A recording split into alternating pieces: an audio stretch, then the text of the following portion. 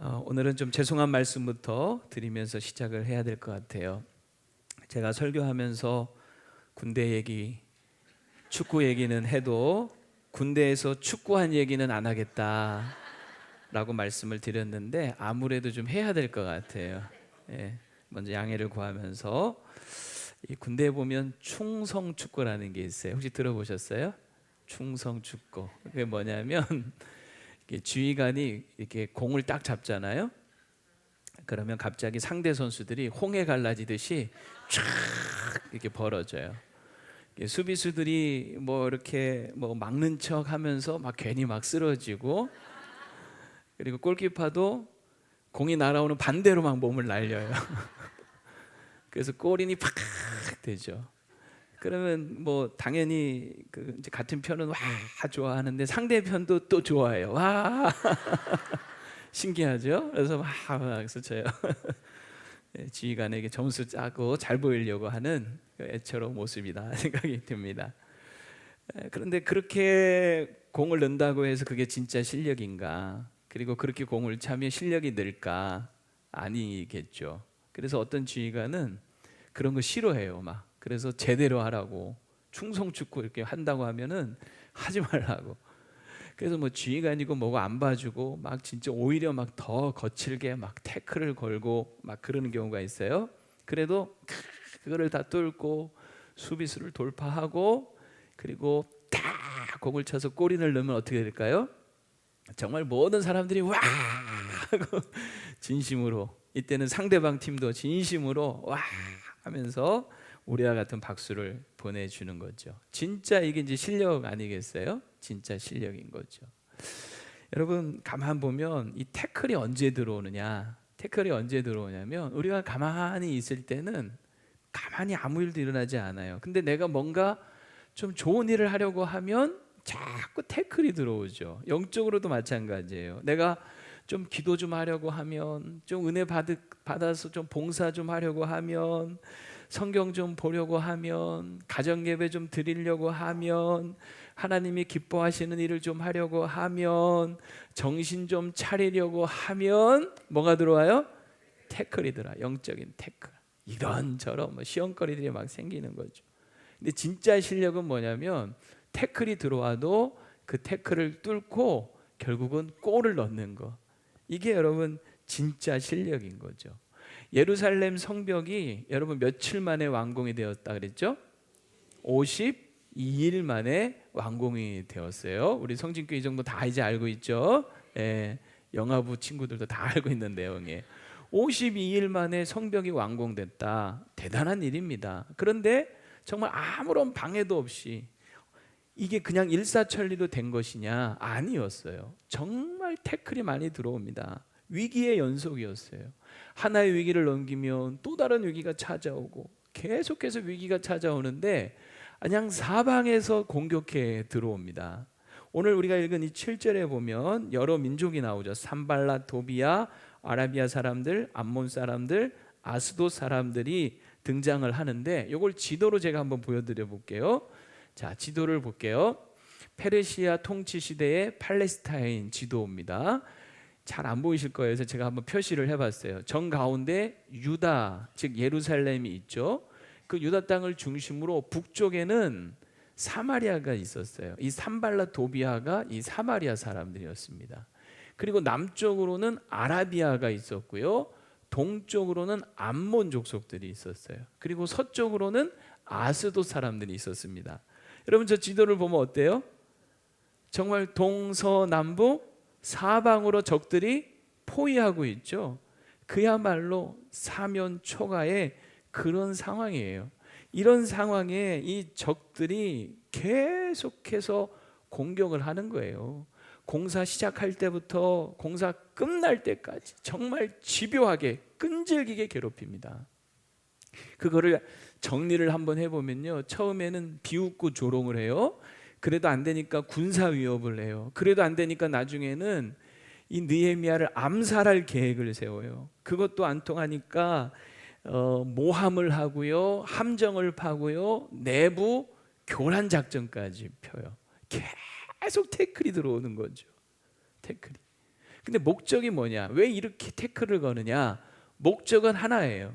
느헤미야를 어떻게 하든지 흔들어대서 하던 일을 멈추게 하려는 거. 이게 적들의 목적이었습니다. 그래서 사방에서 정말 우겨쌈을 싸는 것처럼 싸서 공격해 들어오는 거예요. 자, 그러니까 이런 위기 속에 이 위기를 돌파하는 핵심은 뭐냐면 아무리 흔들어대도 흔들리지 않는 거예요. 자, 위기 돌파의 핵심은 뭐라고요? 아무리 흔들어대도 흔들리지 않는 거. 이게 위기를 돌파하는 핵심이에요. 아무리 큰 바람이 불어도요, 큰 태풍이 불어도 뿌리가 깊은 나무는 뽑히지 않습니다. 흔들리지 않습니다. 요동하지 않아요. 그래서 그 위기를 견뎌내는 거예요. 그런데 조그마한 산들바람이 불어도요, 바람에 나는 겨들이 있어요. 또 뿌리가 없는 가시덤불이 있어요. 사막에.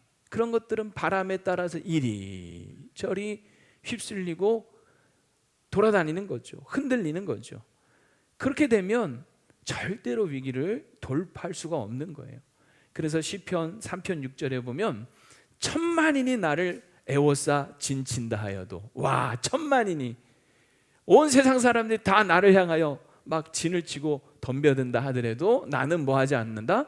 두려워하지 않는다. 이게 흔들리지 않는 모습이거든요. 시편 27편 3절에 보면 군대가 나를 대적하여 진칠지라도 내 마음이 두렵지 아니하며 전쟁이 일어나 나를 치려할지라도 나는 여전히 뭐하리로다? 태어나리로. 이 태어나다는 것은 흔들리지 않는다.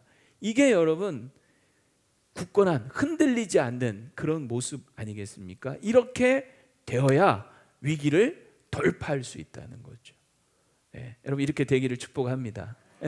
정말 이런 모습이 우리에게 있기를 바라요. 느헤미야가 바로 그런 모습을 우리에게 보여줍니다.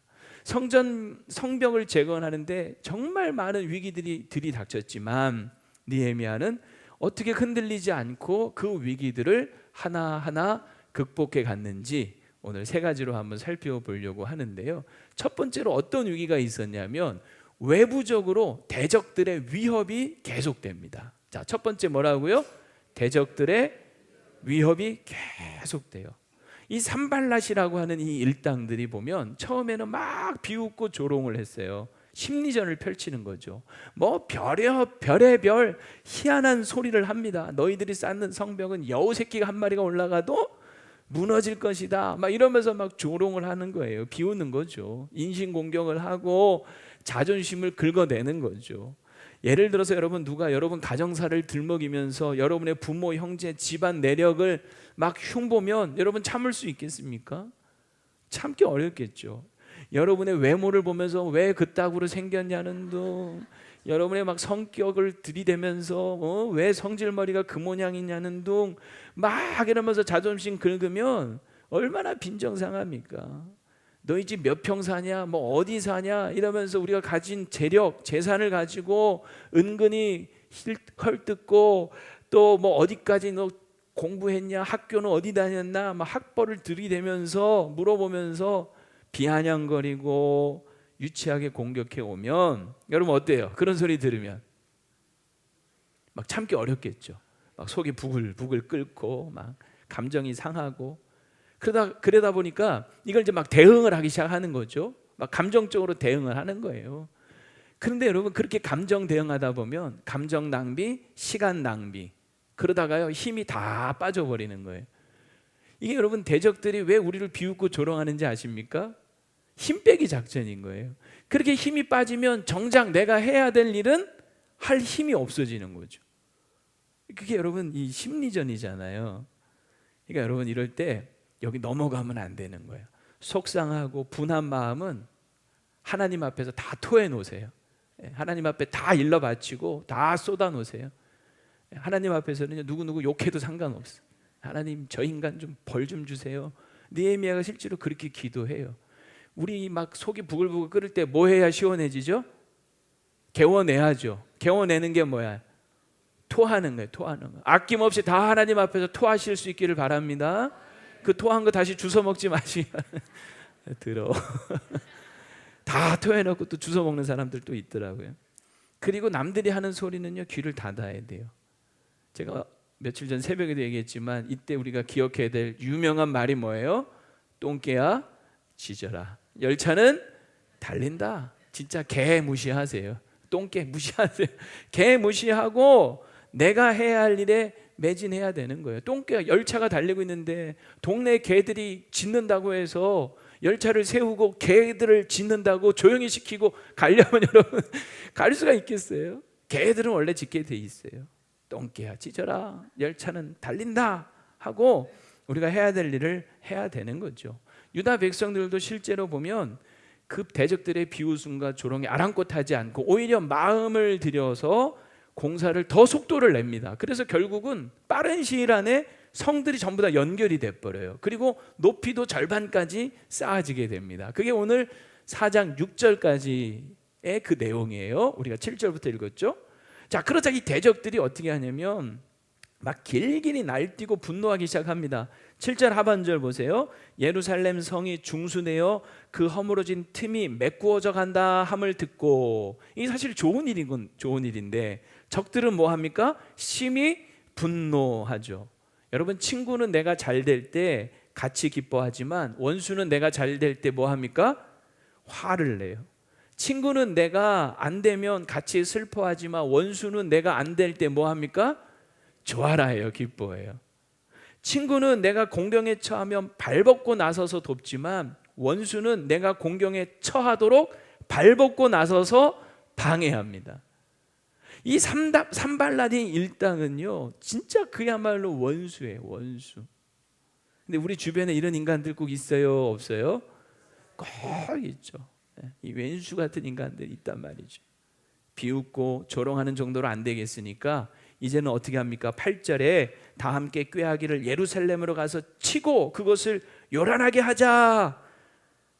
지금 군사력을 동원해서 물리적인 위협을 지금 가하고 있는 거예요. 겁주고 있는 거죠. 그야말로 위기가 고조되고 긴장은 극에 달합니다. 당장이라도 무슨 일이 터질 것 같은 일촉즉발이에요. 자, 이런 상황에 흔들릴 수 있겠죠. 예? 흔들릴만 하잖아요. 근데 느헤미야는 이때 흔들렸을까요? 안 흔들렸을까요? 안 흔들려요. 흔들리지 않아요. 어떻게 하느냐? 자, 위기돌파 핵심. 흔들리지 않으려면 이 느헤미야는 어떤 대책을 세우냐? 우리 화살표 자막 한번 읽어봅시다. 시작. 하나님께 기도로 보고하고 최선을 다해 방비한다. 자, 무슨 말이냐? 9절을 한번 읽어볼게요. 우리가 우리 하나님께 뭐하며? 기도하며 그들로 말미암아 파수꾼을 두어 주야로 방비하게 하죠. 자, 저를 보세요. 이 느헤미야가 제일 먼저 한 일은 뭐예요? 하나님 앞에 기도하는 거예요. 사람들에게 기도하라고 말하는 거예요.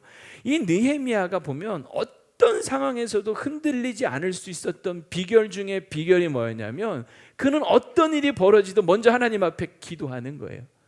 막 슬플 때도 기도하고 속이 상할 때도 기도하고 두려울 때도 기도하고 위급할 때도 기도하고 일이 막힐 때도 기도하는 거예요. 기도야말로 위기 돌파의 핵심 강력한 무기인 거죠. 적을 무너뜨리는 무기이기도 하지만요, 무엇보다 자기 자신을 지켜주는 무기이기도 합니다. 무슨 말이냐면 솔직히 이런 일을 당할 때 여러분 이 위기 앞에 흔들리지 않을 사람이 어디 있어요? 정말 우리가 기도하지 않으면요 이런 상황에 흔들리지 않을 사람이 없는 거죠. 기도하지 않으면 다 우리 마음과 생각이 여기서 무너져 내리는 거예요. 그런데 느헤미야는 기도하면서 자기 마음과 생각을 하나님 앞에서 지킬 수가 있었던 거죠. 우리가 잘 아는 빌립보서 4장 6절 7절 말씀 많은 분들 외우고 계시죠? 한번 읽어봅시다. 시작. 아무것도 염려하지 말고 다만 모든 일에 기도와 간구로 너희 구할 것을 감사함으로 하나님께 아뢰라. 그리하면 모든 지각에 뛰어난 하나님의 평강이 그리스도 예수 안에서 너희 마음과 생각을 지키시리라. 달달달달 외우실 거예요. 근데 제가 이 말씀을 어제 이걸 인용을 하면서 준비하면서 이런 생각이 들더라고요. 어떤 분들은 이런 거예요. 아무것도 기도하지 않고 다만 모든 일에 염려와 근심으로 하나님께 불평과 원망만 늘어놓고 있더라. 무슨 소리인지 들으셨어요? 아무것도 염려하지 말라 그랬는데 아무것도 기도하지 않고 모든 일에 기도와 간구로 그랬는데 모든 일에 원망과 불평으로 감사함으로 하라는 게 아니라 늘 하나님 앞에 원망만 늘어놓고 있는 거죠. 그러니 조그마한 바람이 불어도요, 하루에도 몇 번씩 그 마음과 생각이 흔들리고 꺾어지고 무너지고 하는 거 아니겠습니까? 말씀대로 하자고요. 말씀대로. 아무것도 염려하지 말라 그랬지. 아무것도 기도하지 않으면 어떡하냐고요. 모든 일에 기도와 간구로 하라 그랬지. 왜 모든 일에 염려와 근심을 하고 있냐고요. 그러니 마음과 생각이 그냥 갈대처럼 그냥 휘청휘청 되는 거 아니겠습니까? 기도는요, 일종의 하나님께 상황 보고하는 것 같다라고 생각을 해요. 제가 뭐 군목 출신이니까 군대 얘기 할게요. 불편해도 할 수 없어. 제가 보고 배운 게 그거밖에 없으니. 여러분, 이 군대에서는요, 제일 중요한 게 뭔지 아십니까? 상황 보고하는 거예요. 누구한테? 지휘관에게. 그러니까 부대에서 일어나는 크고 작은 모든 일들은 다 지휘관에게 보고해요. 정기적으로 아침 상황 보고가 있고요, 저녁에 저녁 상황 보고가 있어요. 아침 저녁으로 보고해요. 그리고 수시로 참모들이 어떤 결재를 받거나 무슨 중요한 보고가 있으면 수시로 지휘관실 문 두들기고 들어가서 또 보고를 해요. 긴급한 일 있으면은요, 새벽에도 막 새벽 2시고 3시고 지휘관이 주무시고 있는 시간에도 상관없어. 일단은 전화해서 보고를 하는 거예요. 그러면 지휘관이요, 새벽 2시에 전화했다고, 야 지금 몇 시인 줄 알아? 왜 이런 걸 보고해? 하는 사람 아무도 없어. 잘했다고 해요. 여러분, 보고의 핵심은 뭐냐면요, 내가 이걸 보고해야 되냐 말까 상관없어. 그냥 보고하는 거예요. 적시에. 그건 왜 그러냐면 지휘관이 부대의 최종 책임자이기 때문인 거죠. 그래서 보고하면 이제 지휘관이 어떻게 하든 뭐 하는 거예요? 그걸 책임지는 거예요. 가용한 모든 자원을 동원해서 그 문제를 해결하는 거예요. 그런데 이게 좀 어리석은 참모는요, 이거 보고해야 되나 말아야 되나, 괜히 보고했다가 혼나는 거 아니야? 주저하고 망설이고 보고 안 하다가 나중에 문제가 생기면 더 깨지는. 괜히 이건 나중에 보고 안 했다가 다른 루트로 지휘관이 알면 보고 안 했다고 오히려 더 박살나는 거예요. 그러니까 여러분, 우리도 마찬가지예요. 이 기도는 우리 왕이신 하나님께 모든 것을 다 보고하는 거예요. 하나님, 우리 삶의 주인이시고 왕이시기에 내 삶에 일어나는 모든 일들을 이걸 그냥 다 보고하는 거예요. 다 보고하면 하나님께서 책임져 주실 줄로 믿습니다. 그러니까 기도라고 하는 것은 뭐냐면 하나님을 왕으로, 내 인생의 왕으로, 내 인생의 지휘관으로, 내 인생의 주인으로 인정하는 행위인 거예요. 정기적으로도 보고하시고 수시로 보고하시고, 긴급하면요 새벽이고 그냥 하나님 앞에 보고하는 거죠. 하나님이 왜 보고하냐고, 왜 이 새벽 이런 거 하냐고 그러지 않으신다는 거예요. 오히려 잠언 3장 6절에 보면 너는 범사의 그를 뭐해라? 인정하라. 제가 가로 안에, 성경에는 없지만 가로 안에 넣어놓은 말이 있어요. 뭐로 인정해라? 왕으로 인정하라. 그리하면 내 길을 뭐 하시리라? 지도하시리라. 할렐루야. 예. 상황 보고 하세요. 하나님, 뭐 지금 이런 일이 있어요, 저런 일이 있어요. 다 하나님께 보고하는 거예요. 그럼 하나님 모든 가용한 자원을 동원해서 책임져 주시고 도와주실 줄로 믿습니다. 그리고 다 이제 보고했으니 이제 우리는 뭐 해야 될까요? 아무 일도 안 하면 되겠죠? 가 아니라 내가 해야 될 일을 해야 하는 거예요. 기도한다고 해서 내가 해야 될 일도 하지 않는 것이 아닙니다. 느헤미야는 이 문제를 하나님 앞에 보고했어요. 그리고 뭘 하냐면 파수꾼을 두어서 주야로 방비하게 합니다. 그는 무엇을 기도했을까요? 하나님, 이 성을 지켜주세요 라고 기도했을 거예요. 그리고 그 성을 지킬 수 있도록 파수꾼을 세워서 방비하게 하는 거죠. 예를 들어서 여러분, 불이 났어요. 어떻게 해야 될까요? 1번 불이 꺼지도록 기도한다. 2번 불이 꺼지도록 물을 붓는다.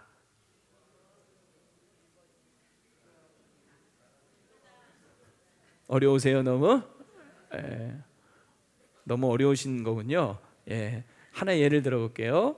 무디 선생님이 어느 날 배를 타고 대서양을 건너가는데 배 안에 화재가 발생을 했대요. 그래서 어떤 사람이 그 능력이 많은 무디 선생님이 배 안에 있는 것을 알고 찾아왔어요. 달려와서는 목사님, 지금 배에 불이 났습니다. 불이 꺼지도록 기도해 주세요.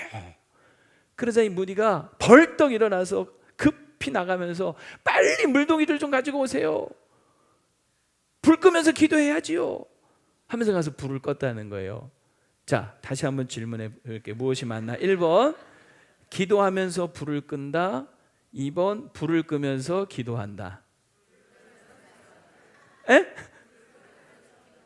둘 다 맞는 거죠. 불을 끄면서 기도하고 기도하면서 불을 끄는 거예요. 어려우세요? 아직도 헷갈리세요? 예, 기도하면서 불 끄고 불 끄면서 기도하는 거예요. 찰스 스펄전 목사님이 유명한 말을 했죠. 모든 것이 하나님께 달린 것처럼 기도하라. 그리고 모든 것이 나에게 달린 것처럼 일하라. 이렇게 말을 했어요. 그러면 여러분 기도하고 일하시고 일하면서 기도하십시오. 기도하고 공부하고 공부하면서 기도하십시오. 기도하고 장사하고 장사하면서 기도하십시오. 기도하고 운동하고 운동하면서 기도하시고 기도하고 운전하고 운전하면서 기도하고 기도하고 준비하고 준비하면서 기도하고 기도하고 약 먹고 약 먹으면서 기도하고 기도하면서 병원 가고 병원 가면서 기도하고 병원 좀 가세요. 기도만 하지 마시고 병원만 가지 마세요. 기도도 하세요. 기도하고 계획하고 계획하면서 기도하고 무슨 일이든지 기도하고 기도했으면 또 뭐하고 열심히 무슨 일이든지 하고. 그러니까 여러분 이 느헤미야는 첫 번째 외부의 이 대적들의 그 위협 앞에 이 모든 걸 하나님 앞에 보고하고 자신이 해야 될 일을 했던 거죠. 그래서 흔들리지 않았던 거예요. 두 번째 내부적인 그런 위기가 있었습니다. 공동체가 막 동요하기 시작을 한 거예요. 자, 이번에는 백성들의 반응이 좀 심상치가 않았어요. 10절에 보니까 유다 사람들은 이르기를 흙무더기가 아직도 많거늘 짐을 나르는 자의 힘이 다 빠졌으니 우리가 성을 건축하지 못하리라 하는 이런 사람들이 막 생긴 거예요. 자, 무슨 말이냐? 처음에는 막 다들 의욕적으로 신나서 일을 했지만 점점 하나 둘씩 지쳐가고 맥이 빠지기 시작을 한 거죠. 그래서 하나 둘씩 이제 못하겠다고, 이거 이제 불가능하다고 포기하는 사람들이 막 늘어나기 시작한 거예요. 설상가상 적들은 계속해서 유언비어와 소문을 퍼뜨립니다. 11절 12절을 쉬운 성경으로 화면으로 여러분 한번 보세요. 더구나 우리의 원수들은 이렇게 말했습니다. 우리는 아무도 모르게 유다 사람들을 죽여버리고 그들이 하던 일을 그만두게 할 것이다. 이런 말들을 막 하는데 12절에 보면 이걸 또 열심히 전하는 사람들이 있었어요. 12절 보면 원수들 가까이에 사는 유다 사람들이 와서 뭐라고 합니까? 적들이 우리를 공격하려고 호시탐탐 기회를 노리고 있습니다 하고 몇 번이나? 10번이나 일러준 거예요. 생각나는 속담이 있죠. 10번 찍어 안 넘어가는 나무가 없는 거잖아요.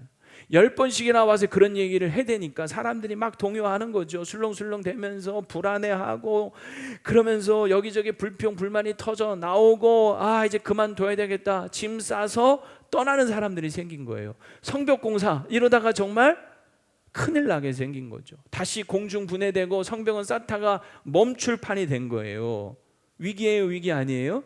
엄청난 위기인 거죠. 자, 충분히 흔들릴만 하죠. 그런데 느헤미야는 이때 흔들렸다 안 흔들렸다? 이때도 흔들리지 않았다는 거예요. 어떻게 그렇게 흔들리지 않을 수 있었을까? 느헤미야의 두 번째 대책은 뭐였냐면 사람들을 다 불러 모아놓고 뭐라고 얘기하냐면 두려워하지 말고 주를 기억하라 라고 사람들에게 말합니다. 자, 여러분 저를 보세요. 두려움이요 사실 가장 큰 적이에요. 적들보다 더 두려운 게 두려움이라고 하는 적인 거죠. 두려움이 몰려오면 싸우기도 전에 지는 거예요. 그래서 두려움을 이겨야 되는데 그 관건은 뭐냐면 지극히 크시고 두려우신 하나님 그 주를 기억하는 겁니다. 즉 하나님을 기억하는 것이 두려움을 이기는 최선의 방법인 거예요. 우리는 어떤 위기가 닥치고 문제가 생기면요 그 일만 보고 아이고 큰일 났네, 아이고 어쩌나, 아이고 이제 우린 망했네, 우린 죽었네 하면서 그 일만 보고 막 큰일 났다고 하는데 그럴 때 우리가 기억해야 될 것이 있어요. 그래도 우리에게는 크신 하나님이 계시지. 이렇게 여러분 기억하셔야 합니다. 그 하나님을 바라볼 수 있어야 합니다.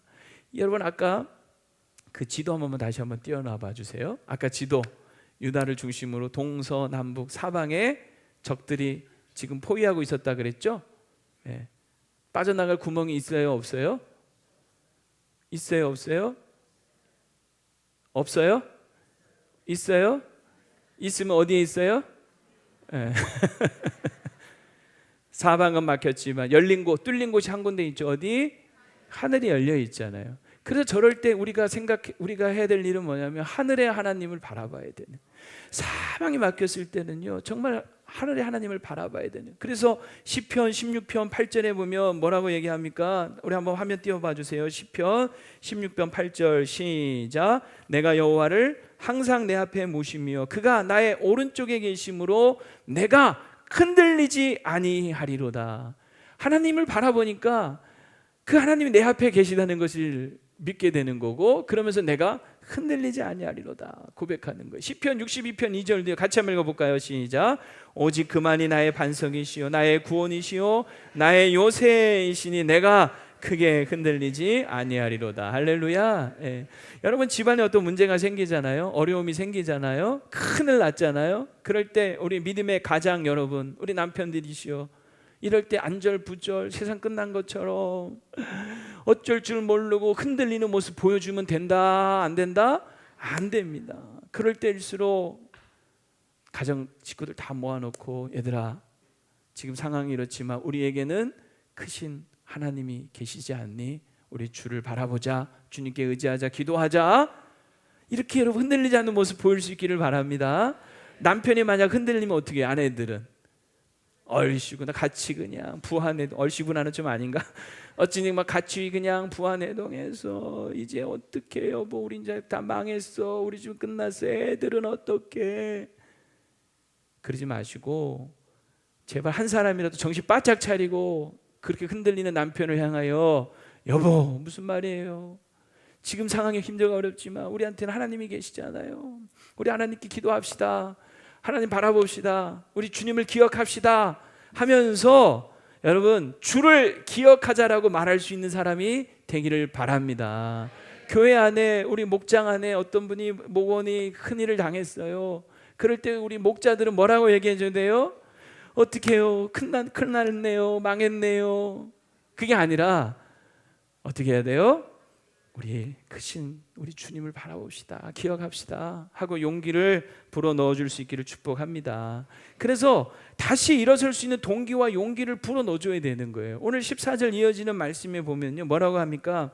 14절 끝에 보면 너희 형제와 자녀와 아내와 집을 위하여 싸우라 라고 얘기하죠. 지금 이들은 다 짐 싸서 떠나려고 했지만 느헤미야가 뭐라고 하냐면 당신들이 지금 힘들게 일하는 이거는 우리 형제, 자녀, 아내, 집을 위해서 싸우는 거 아닙니까? 동기를 부여해 주는, 왜 해야 되는지를 동기를 부여해 주는 거예요. 그리고 20절에 보면 20절 중간쯤 보면 우리 하나님이 우리를 위하여 싸우시리라 라고 용기를 막 불어넣어 주는 거예요. 여러분 사람을 세우는 두 가지 힘이 있어요. 하나는 동기, 하나는 용기. 두 가지 힘이 뭐라고요? 동기, 용기. 동기가 일어나야 돼요. 그리고 용기가 생겨야 돼요. 여러분 동료들이 꼴통이라고 부르는 우리나라 최고의 외과 의사가 있습니다. 그 아버지는 6.25 전쟁 당시 부상을 당해서 한쪽 눈을 실명하고 다리마저 불편한 상위 군인이셨대요. 근데 어릴 적 친구들은 그를 병신 아들이라고 불렀답니다. 갖은 놀림을 당하면서 성장을 했대요. 국가를 위해 헌신한 그들에게 남겨진 건 지독한 가난과 멸시의 시선들 뿐. 중학생 때 축농증을 심하게 앓아서 국가유공자 복지카드를 들고 병원에 갔더니 돈이 안 되는 복지카드 들고 왔다고 치료를 거부했답니다. 이런 것이 요즘이야 말도 안 되겠지만 당시 어떤 가난한 유공자들을 대하는 태도였다는 거예요. 그런데 딱 한 군데 병원은 예외가 있었답니다. 마지막 찾아간 그 병원에서는 진료비도 받지 않고 의외로 너무너무 따뜻하게 이렇게 얘기해 줬대요. 너희 아버지가 참 자랑스럽겠구나. 너도 훌륭한 사람이 되거라. 소녀는 그 말을 귀가 아닌 가슴으로 듣습니다. 그날 이후 그는 어른이 되면 가난하고 아픈 사람을 위해 내가 의사가 되리라 마음을 먹습니다. 그리고 의사가 되었어요. 그 의사가 누구냐? 중증 외상치료 분야의 최고 권위자며 아덴만 여명 작전 때 총상을 입고 죽어가던 석해균 선장의 목숨을 구한 이국종 교수입니다. 아주 유명하신 분이죠. 지금은 해군에서 명예 대령으로 진급을 시켜가지고 이분이 대위로 시작을 해서 원래는 수병이었다 하더라고요. 대위, 소령, 중령, 대령까지 저보다 진급이 더 빠르시더라고요. 그래가지고 지금은 국군 대전병원장을 하고 계시죠. 여러분 생각해 보세요. 그 동기와 용기를 불어넣어준 이 말들이 한 사람을 살리고 세우고 지금 얼마나 많은 사람들을 돕는 훌륭한 일을 하고 있느냐 하는 거예요. 우리도 교회 공동체 안에서든 가정에서든 또 직장에서든 누구를 만나든 사람의 사기와 의지를 꺾는 말이나 동기와 용기를 깎아내리는 말은 하지 말고, 두려워하는 사람들에게 두려워하지 말고 하나님이 함께 계십니다, 하나님을 기억합시다, 용기를 불어넣어주고, 그리고 다시 일할 수 있는, 다시 시작할 수 있는 동기와 용기를 심어주는 그런 말을 할 수 있는 저와 여러분 되기를 축복합니다. 세 번째 위기가 뭐였냐면 내적으로 찾아온 위기예요. 위기가 지나고 평화가 찾아온 겁니다. 근데 이게 또 위기더라 하는 거죠. 자, 15절에 보면은요, 대적들이 자신들의 의도가 실패했다는 것을 알게 돼요. 15절 보면 우리의 대적이 우리가 그들의 의도를 눈치챘다 함을 들으니라. 그것은 하나님이 그들의 꾀를 패하셨기 때문이에요. 그래서 사람들이 다시 다 성에 돌아와서 각자 자기 위치로 돌아가서 각각 일을 하기 시작을 한 거죠. 자, 저를 보세요. 이제 큰 위기가 넘어갔어요. 한시름 놓게 된 거죠. 그런데 이때가 또 위기가 될 수 있더라 하는 거죠. 왜 그럴까요? 사람들이 큰 위기를 지나고 나면 와, 이제 좀 살만하다, 이제 숨 좀 쉴 것 같다, 이제 좀 쉬엄쉬엄 가자 하는 마음 들어야 안 들어요? 드는 거죠. 이미 성벽은 절반 이상 쌓아 올렸고, 야, 이제 좀 편히 가자, 이런 마음 들 수 있는 거죠. 그런데 바로 이때가 위기의 때라는 거예요. 여러분 긴장을 쫙 하고 있다가 갑자기 여러분 그 긴장줄이 탁 풀어지면 어떻게 되죠? 사고 나는 거예요. 이 텐트를 딱 쳤을 때 그 텐트줄을 팽팽하게 딱 메고 있다가 그 팽팽한 텐트줄을 딱 풀면 어떻게 돼요? 텐트가 와르르 무너지는 것처럼. 이게 많은 사람들이 왜 이렇게 와르르 무너지냐면 긴장을 놓기 때문에 그러는 거예요. 일시적인 평화가 찾아왔을 때, 위기가 지나갔을 때 사람들이 순간 긴장을 놓으면서 오히려 이때 흔들릴 수 있더라 하는 거죠. 그러니까 이거는 외부적으로 찾아오는 위협도 아니고 내부적으로 공동체 안에 동요도 아니고 내 안에 내적으로 내 스스로 안에 찾아오는 그런 위기인 거예요. 느헤미야 이번에 흔들렸을까요? 안 흔들렸을까요? 이번에도 역시 흔들리지 않습니다. 그는 어떻게 이 위기를 극복하느냐? 자, 화면 보시면 성취할 목표를 향해 열정을 다해 전력 투구합니다. 자, 오늘 16절을 여러분 보시면요, 그때로부터라고 시작을 하죠. 언제로부터? 그때로부터. 이 그때로부터라는 말은 뭐냐면 지금 이제 대적들이 자신들의 의도가 들통났구나, 그리고 사람들이 다 자기 각자 위치에서 일을 하는, 즉 이제 평화가 찾아온 그때로부터인 거예요. 자, 그때로부터 이제 방심하고 안심하고 안주할 만한도 한데, 오히려 그때로부터 느헤미야는 16절부터 나머지 23절 말씀을 보면요, 막 성벽 재건 공사를 위해서 전력 투구를 해요. 그걸 제가 한번 쭉 정리를 한번 해봤어요. 자, 본문을 읽지 않고 그냥 쭉 한번 정리한 거 볼게요. 무리를 일단 둘로 나눠요. 그리고 하나는 무장을 시키고 하나는 공사를 시킵니다. 그리고 공사하는 사람들의 절반도 전부 무장을 시켜요. 짐을 나르는 사람은 한 손에는 짐을 쥐고 한 손에는 창을 들게 해요. 그리고 성벽을 쌓는 사람은 양손을 다 써야 되니까 허리춤에 칼을 차게 합니다. 그리고 세 번째는요, 적들이 쳐들어오면 나팔을 불어서 어디에 있든지 그 소리를 듣고 전부 모이게 해서 대비책을 세워요. 네 번째는 무리 절반이 공사를 하고 있으면 나머지 절반은 해 뜰 때부터 별이 보일 때까지, 새벽부터 밤늦게까지 창을 잡고 보초를 서게 하는 거죠. 그리고 다섯 번째는 아예 공사가 끝날 때까지 그 예루살렘을 떠나지 말고 거기서 잠을 자도록 하는 거예요. 낮에는 보초를 쓰고 낮에는 일을 하게 합니다. 여섯 번째는요, 잠시도 옷을 벗지 않고 물을 기르러 갈 때도 무기를 쥐고 가게 해요. 딱 군대에서 뭐가 생각나요? 5분 대기죠. 네. 오늘 군대 얘기 너무 많이 하네. 5분 대기조를 하고 있어요. 우리 남자분들 잘 아실 거예요. 5분 대기조는 뭐냐면 어떤 상황이 벌어지면 무조건 5분 안에 가야 돼. 5분 안에 초동 조치. 그래서 이 사람들은 이 5분 대기조 걸리면은요, 잠을 잘 때도요 신발을 벗지 않아요. 전투복 다 입고 잘 때도요 소총을 가슴에 딱 이러고 자요. 이러고. 그래서 비상 딱 걸리면 바로 튀어나가는 거예요. 화장실 갈 때도 항상 소총을 차고 다니는. 지금 딱 그 6번이 그거예요. 5분 대기죠. 그만큼 지금 이 느헤미야가 이 성벽 재건을 위해서 뭐 하고 있다? 전력 투구를 하고 있는 거예요. 그러니 흔들리지 않는 거죠. 분명한 목표가 있으니까. 그러니 이 평화의 안정의 시기에도 자신의 본연의 내 열정을 다할 수 있었던 겁니다. 그냥 돼도 좋고 안 돼도 좋고 되면 되고 말면 말고 이게 아니었던 거죠. 반드시 이번만큼은 성벽 재건해야 된다. 언제까지 우리가 또다시 이 성벽 무너진 채 방치할 것인가? 또다시 우리가 이번에 못하면 우리 다음 세대, 우리 자녀들까지도 계속 환난과 능력 가운데 있을 건데 이번만큼 우리가 꼭 해야 된다. 이런 다짐을 가지고요 하지 않았겠어요? 여러분 이번만큼 여러분 가정 예배 하셔야죠. 이번만큼은 정말 성경 일독 한번 하셔야죠. 이번만큼 믿음의 성벽 세워야죠. 할렐루야. 여러분 인생의 목표도 마찬가지예요. 분명한 목표를 가지고요 그 목표를 향해서 전력 투구 전심전력 하지 않으면 그냥 되는 이 세상에 어디 있어요. 그래서 느헤미야가 불과 며칠 만에 52일 만에 이 대성벽을 완공할 수 있었던 거예요. 그냥 설렁설렁 대충 되면 되고 말면 말고 이러지 않았다는 거죠. 지나간 이미 이룬 일들을 보지 말고 앞으로 이루어야 될 목표를 향해 나아가야 합니다. 바울은 빌립보서 3장에 보면 형제들아 나는 아직 내가 잡은 줄로 여기지 않고 오직 한 일 즉 뒤에 있는 것은 잊어버리고 앞에 있는 것을 잡으려고 표대를 향하여 그리스도 예수 안에서 하나님이 위해서 부르신 부름의 상을 향하여 달려가노라 그랬어요. 내가 좀 뭘 이뤘다고, 내가 뭐가 좀 됐다고, 이제 좀 살만해졌다고 여러분 느슨해지고 방심하면 안 됩니다. 그러다가 넘어지는 거예요. 넘어지는 한순간이에요.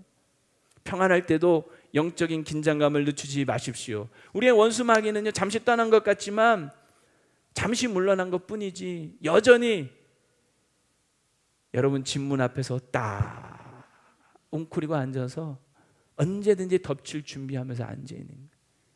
여러분 집 문 앞에 뭐가 있다?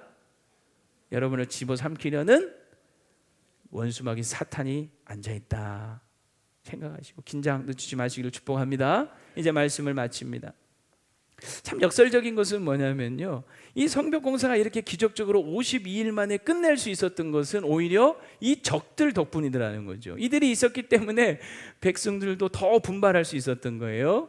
그러니까 이게 전화위복이 된 거죠. 근데 어리석은 사람들은 자꾸 핑계를 대요. 적들이 많아서 방해가 많아서 장애물 때문에 힘들어서 지쳐서 못했다 이런 것이 없었으면 됐을 텐데 근데 이건 마치 무엇과 같으냐면 축구 경기할 때 상대방 수비수가 없었으면 골키퍼가 없었으면 골 넣었을 텐데 하는 거와 마찬가지. 여러분 상대방 선수가 없이 10골 100골을 넣으면 그게 무슨 재미예요. 그게 무슨 경기예요. 그래서 하다못해 연습 경기할 때도 반드시 상대편 선수를 세워놓는 거예요. 그거를 극복하고 골을 넣는 게 뭐다? 진짜 실력인 거죠. 맞습니까? 여러분 핑계하지 말자고요. 하나님을 위한 일에도 방해가 있어요. 하나님이 기뻐하시는 일에도 반대가 있어요. 선을 행할 때도 우리를 낙심케 하는 일들이 있어요. 그렇다고 포기하면 안 돼요. 그렇다고 흔들리면 안 돼요. 위기 돌파의 핵심은 뭐냐면 흔들리지 않는 겁니다. 흔들리지 마세요. 조그만 어려움이 있으면 그냥 맥없이 흔들리고 주저앉고 포기하고 자빠지고. 물론 여러분 인생 살면서 힘들고 어려운 일 많은 거 알아요. 그래도 여러분 주저앉고 흔들리면 안 돼요. 그럴수록 여러분 이 무너지는 이 넘어지는 담과 흔들리는 울타리 같이 사람들은 계속 우리를 죽이려고 일제히 막 공격을 합니다. 시편 62편 3절이죠. 도대체 언제까지 그러려고 하나. 이 다윗이 그런 안타까움을 막 토로하잖아요. 넘어지는 담과 흔들리는 울타리처럼 지금도 막 흔들리고 있는데 사람들 공격해 대는 거죠. 그런데 그때 이 다윗이 뭐라고 얘기하냐면 자신이 그래도 흔들리지 않을 수 있었던 이유가 뭡니까? 시편 62편 5절 6절 다 같이 읽어봅시다. 시작. 나의 영혼아 잠잠히 하나님만 바라라. 물은 나의 소망이 그로부터 나오는도다. 오직 그만이 나의 반성이시요 나의 구원이시요 나의 요새이시니 내가 흔들리지 아니하리로다. 아멘. 외부적으로든 내부적으로든 내적으로든 위기는 항상 올 수 있어요. 그러나 그 위기를 흔들리지 말고 돌파해낼 수 있기를 축복합니다. 하나님 우리와 함께 하시고 우리를 도와주실 줄로 믿습니다.